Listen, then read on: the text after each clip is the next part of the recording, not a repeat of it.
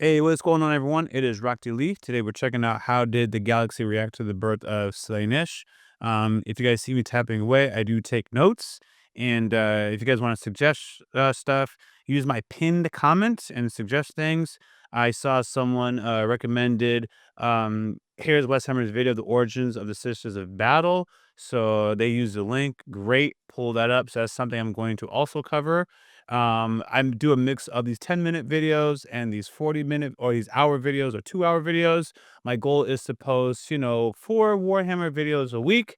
And for a time management perspective, I could do that by mixing these 10-minute videos, 30-minute videos, and then these hour videos when I'm trying to get a deep dive. I'm also going through the Rembrandt's Primarch videos, which are generally 15 to 30 minutes in length. I'm going to get to every Primarch. I know he's very brief. And then I'm going to do the deep dives of longer videos for the Primarchs I am most interested in.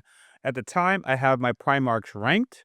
I like Lumen Ross, Khan, Fulgrim, Rogel, Dorn, Leon, Perturabo. This is my order. And Perturabo, so I've only learned about 6 of them.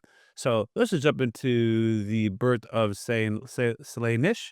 And that'll be our video today from the homie majorkill. Some people don't like majorkill, and you're gonna comment why you don't like him, because whatever your particular stuff is. But I like majorkill because in addition to the information, there's an entertainment aspect.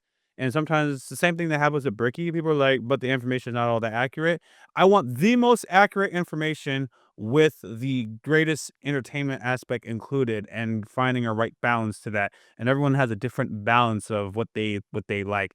I don't even know enough to know who's accurate and who's not, but I do know I like majorkill's delivery, and I do know I like Bricky's delivery. And I find that Wes Hammer has a fantastic delivery too, and he seems to do the overall best as far as a consensus where no one has a problem with what Wes Hammer is putting out when I'm watching it. But majorkill, funny guy, like the jokes. It's concise. Let's The do it. birth of Slaanesh and the subsequent fall of the Eldar was the greatest event in the Warhammer universe for the past 60 million years. It threw the galaxy into turmoil and ended an empire that 16 seemed as million. if it would be eternal. But was everyone actually upset about it? The answer is not really. The birth provided an opportunity for other factions to rise up, whilst others found it Oh, quite and the fall of uninteresting. America. Either way, the lore behind every faction's reaction is actually pretty cool. Before we get started, my favorite brands to partner with are brands I was already a customer of, and no one encapsulates this better than today's sponsor, Oh my God, HelloFresh. a big I've been a word. sluzz for HelloFresh for years. I've genuinely cooked hundreds of their meals, and I've loved every one of them. Basically, HelloFresh takes the hard part out of cooking by sending you pre-packaged ingredients with instructions on how to put them together into a restaurant quality meal. The ingredients are fresh, the meals have fantastic macros, and they taste amazing. The coolest part is that you can actually choose which meals you want. If I'm bulking, I I can ain't go gonna for the lie, that looks pastas and great. burgers. If I'm cutting, I can go for the chickens and couscous. There are so many I don't options, even know there's what something for couscous is. everyone.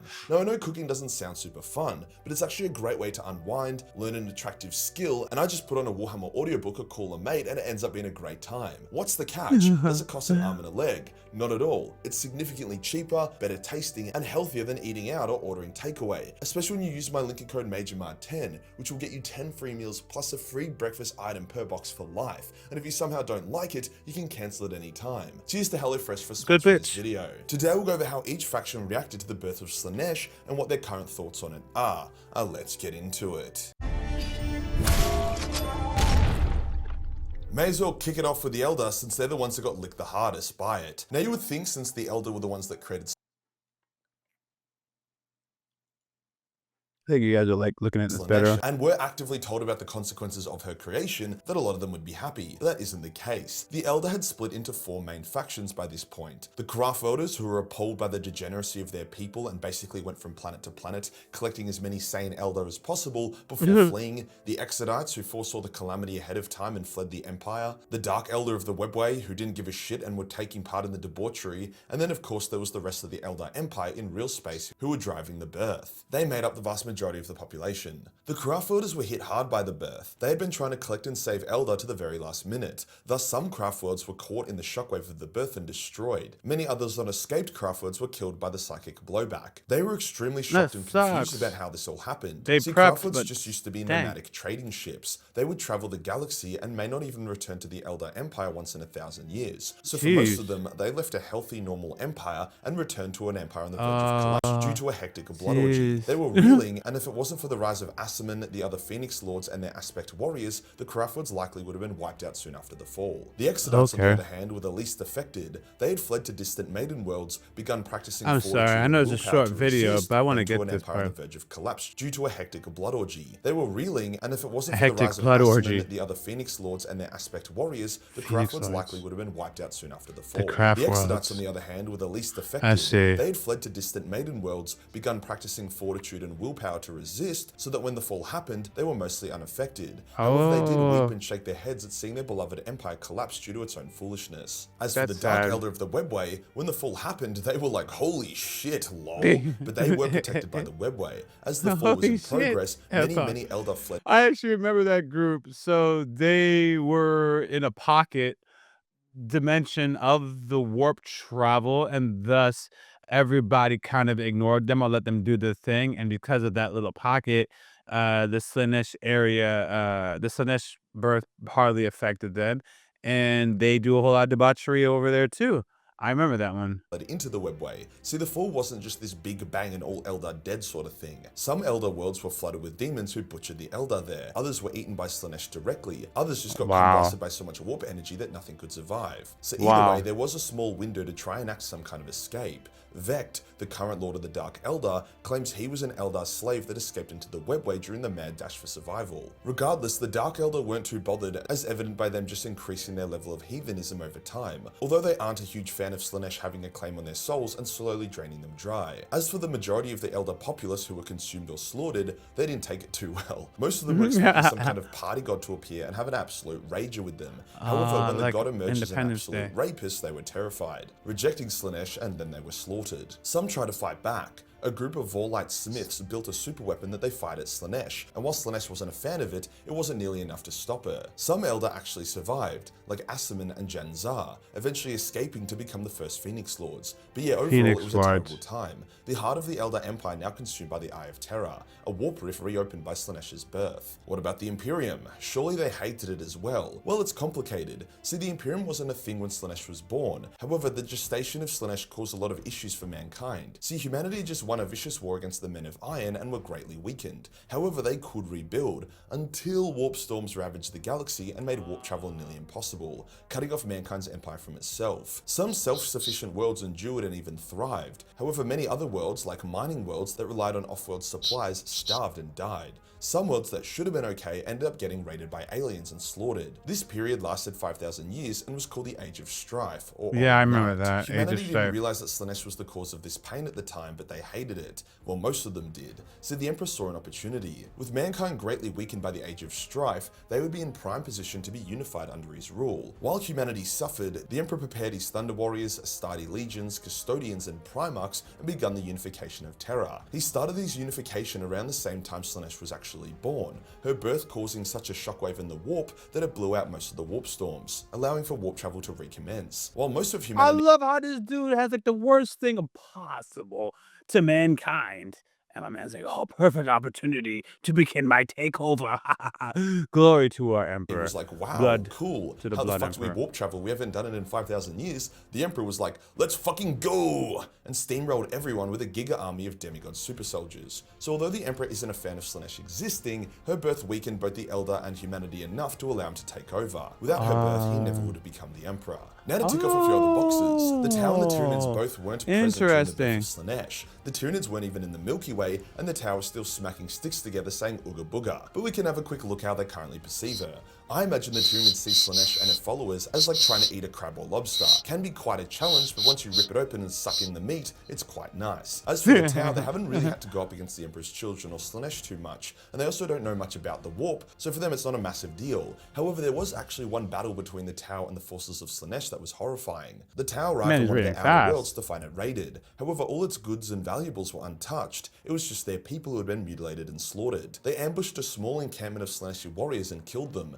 taking one prisoner who claimed he served Slaanesh. Some of the Kroot forces present ate the corpses of the Slaaneshi followers, something that would bite them in the ass. The next day, the Tau and the Kroot force ambushed the main Slaaneshi army, led by what I believe to be a keeper of secrets. The Tau commander thought that was Slaanesh, and the two sides battled. Horrifyingly, all the Kroot who had consumed corrupted flesh mutated into abominations and attacked their Tau allies. Uncorrupted Kroot forces had to move into to counter them. The Tower were Uncorrupted. victorious, with their commander personally slaying the Keeper of Secrets. They Oh. celebrated as they had slain Slaanesh, the Prince of Darkness. Obviously they hadn't, but Tower naivety never gets old. Either way, the Tower declared that the followers of Slaanesh above all were the complete antithesis to the greater good and must be destroyed wherever found. Now you could also say the Necrons didn't have a reaction due to being in hibernation, however not all Necrons woke up at the same time. Some, Enters in the Infinite, woke up thousands of years early, while some Tomb Worlds still have thousands of years to go before they wake up. So some Necrons were indeed around when Slaanesh was born. However, as they don't use warp travel or rely on the warp, they weren't too bothered by it.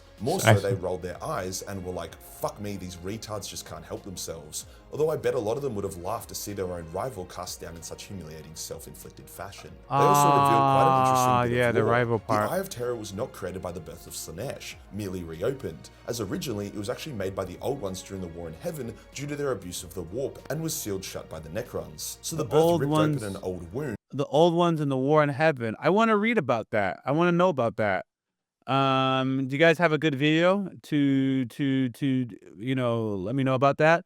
When the eye was opened, that part, and the war in heaven, because I'm always interested in those mythologies. And use the pinned comment when you guys recommend that.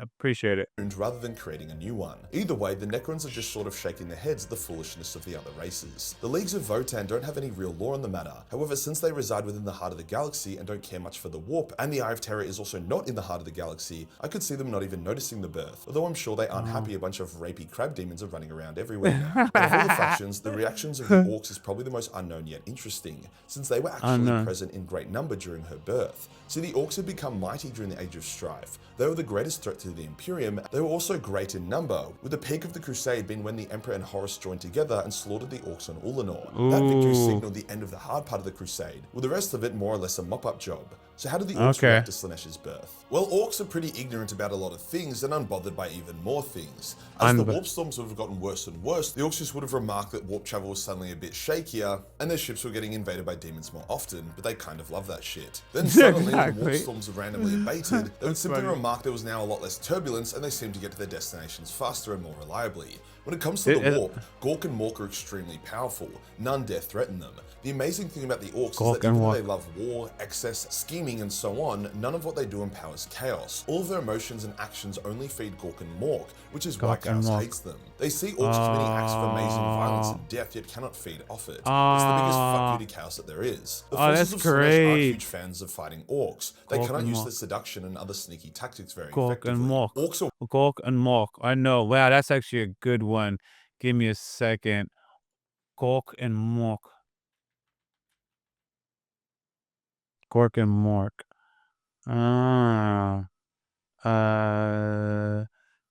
Gork and Mork explain. Beautiful. Don't have to look very far. Videos to react to. The insane how to Orc boys kill the Titan. I don't know what that is, but that sounds cool. So let me add that. And Gork and sorry. Gork, maybe does West Hammer have a video about them? Cause that would be cool. Not sure. Maybe that's the video. Do I already have our Orcs superior to humans? Yeah, I already have that. And maybe I'll try the remembrancer. Okay.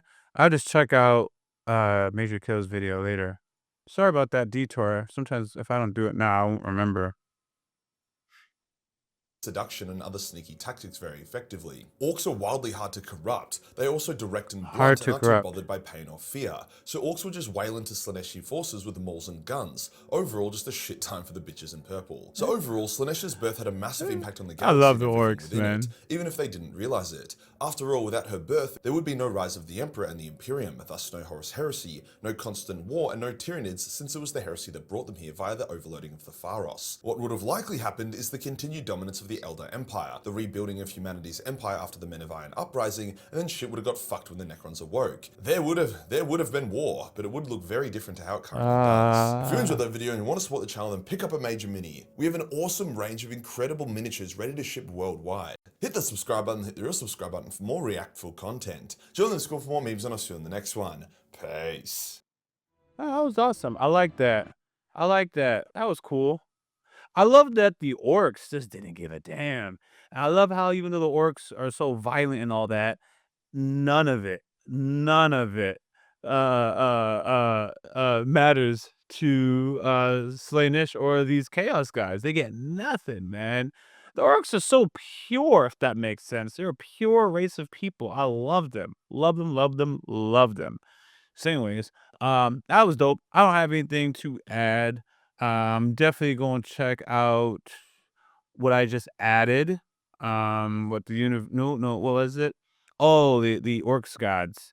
But thanks for supporting this channel and just checking out Warhammer content with me. You guys see the kind of things I'm interested into. Note those suggestions, use the pinned comment.